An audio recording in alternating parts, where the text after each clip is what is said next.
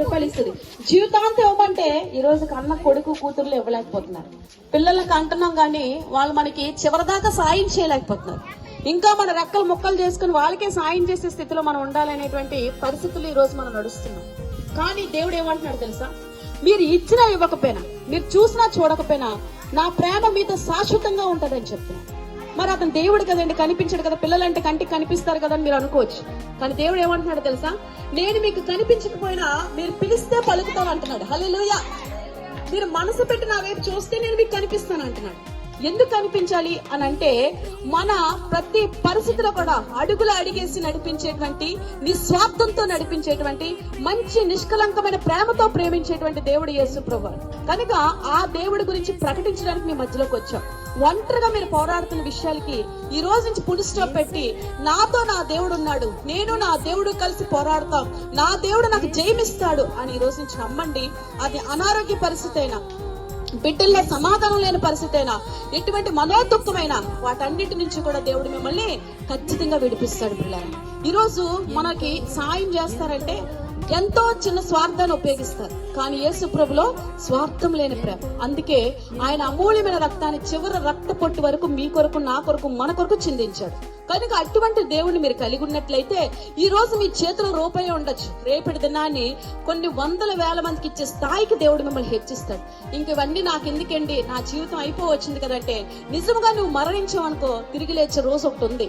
ఆ రోజులో నువ్వు ఎక్కడికి వెళ్తావు నీ గురించి ఆలోచించినట్లయితే నువ్వు పరలోకానికి వెళ్తావనే సత్యాన్ని మీరు తెలుసుకొని, మీరు ప్రభువైన యేసుక్రీస్తు యందు విశ్వాసం ఉంచినట్లయితే మీరు ఖచ్చితంగా పరలోకానికి వెళ్తారు. భూమి మీద ఎన్ని కష్టాలు పడి ఉంటారు, మీ కుటుంబాన్ని పెట్టో, మీ ఇంట్లో వారిని పెట్టో, మీ బిడ్డలను పెట్టో, మీ కుటుంబ సభ్యులను పెట్టో, ఇరుగు పొరుగు వారిని బట్టి ఎన్ని సమస్యలు పడి ఉంటారో, మనశ్శాంతిని జీవితం జీవిస్తున్నారేమో.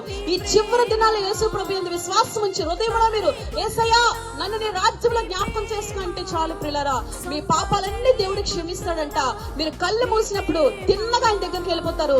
వెళ్ళినప్పుడు ఇంకా మీకు ఈ యొక్క బాధలన్నీ కూడా మర్చిపోయి లేని సంతోషాన్ని సదాకాలం మీకు దేవుడు అనుగ్రహిస్తాడు. ఈ సత్యాన్ని ప్రకటించడానికే మీ మధ్యలోకి వచ్చాం ప్రియులారా. అది యేసు ప్రభువుని గొప్పతనం. ఈ సత్యం మేము కూడా తెలుసుకున్నాం, మీరు తెలుసుకొని ప్రభువులు ఆనందించమని మరి ఈ విషయాన్ని మీకు తెలియపరుస్తున్నాం ప్రియులారా. మరి అంతేకాకుండా మా పత్రికలు మీ దగ్గర రాబోతున్నాయి. మరి మీ సమస్యలు ఏవైనా ఉన్నా మా ఫోన్ నెంబర్ సంప్రదించి ఫోన్ చేసి ప్రార్థన చేయించుకోండి.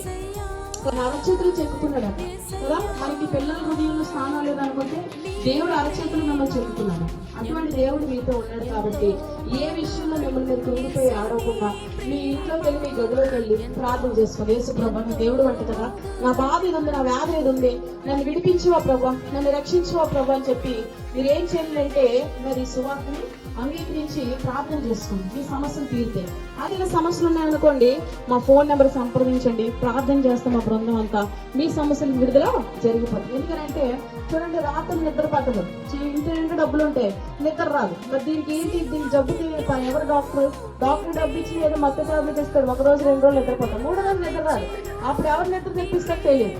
అప్పుడు ఏం చేయాలి, భగవంతుడే దిగొచ్చి నిద్ర పట్టించాలి. ఎందుకంటే ఆ నిద్ర లేని పరిస్థితులు ఎలా ఉంటే నేను తెలుసుకున్నాను. అప్పుడు మీరంటే నిద్ర లేకపోతే ఎంత బాధ ఉంటుందో నాకు అర్థమైంది. అందుకే నేను చెప్తాను, ప్రార్థన చేసి ఆ యొక్క పరిస్థితి నుంచి విడుదల పొందాను. మీరు కూడా ప్రార్థన చేసుకుని ఆ పరిస్థితి నుంచి విడుదల పొందితే మరి కంచె నిండా మనం తిన్నా కంటి నిండా నిద్ర లేకపోతే ఉపయోగం ఉండదు. ఆ నిద్ర ఇచ్చే దేవుడు మన యేసు ప్రభు. హల్లెలూయా చెప్పండి. కానీ మీరందరూ కూడా ప్రభు యేసుక్రీస్తు యందు విశ్వాసం ఉంచి దేవుడి దీవెనలు మీరు పొందుకుందరు కాక, మీ పిల్లల భవిష్యత్తు గురించి కానీ మీ గురించి కానీ ఏమీ ఆలోచించుకోకండి. సదాకాలం మీరు దేవుడు అనేది నడిపిస్తాడు కూడా. హల్లెలూయా. గణేష్ మహారాజ్ కి ధైర్యాన్ని వారికి ఇచ్చి చేయి పట్టుకొని నడిపించి రాజ్యంలో చేర్చుకోమని యేసయ్య నామములో అడుగుచున్నాము తండ్రి. ఆమేన్.